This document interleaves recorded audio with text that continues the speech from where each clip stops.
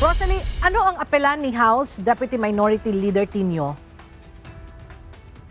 Ella, dapat ma-secure at mailantad na sa publiko yung listahan ng project proponents ng Department of Public Works and Highways o DPWH na umano'y compiled ni dating Undersecretary Catalina Cabral nang nakaupo pa ito sa ahensya.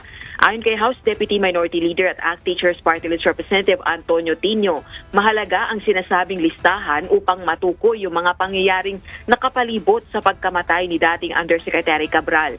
Gayon din ang pagkilala sa mga individual na sangkot sa umano'y pandarambong sa pondo ng DPWH. Dagdag pa nito, kailangang ma-secure yung mga naturang dokumento bago pa masira. Kailangan ding maisa publiko ito para matiyak yung accountability at transparency.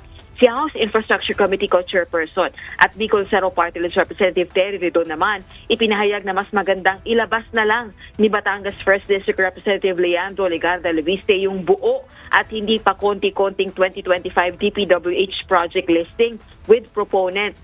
Ayon kasi kay Congressman Leviste, nakakuha siya ng kopya nito mula kay Cabral noong Setyembre matapos bigyan ng direktiba ni DPWH Secretary Vince Dizon para sa transparency. Kasama umano sa listahan ng mga congressmen, senators, executive officials, kabilang na yung secretaries at undersecretaries sa labas ng DPWH at maging private individuals. Giit ni Representative Redon, marapat na ilabas ito sa pinakamaagang panahon. Tumatanggi naman si Leviste na ilabas ang hawak nitong files at bahala na raw dito si Secretary Dizon. Balik sa iyo, Ella. Maraming salamat, Rosalie Coz.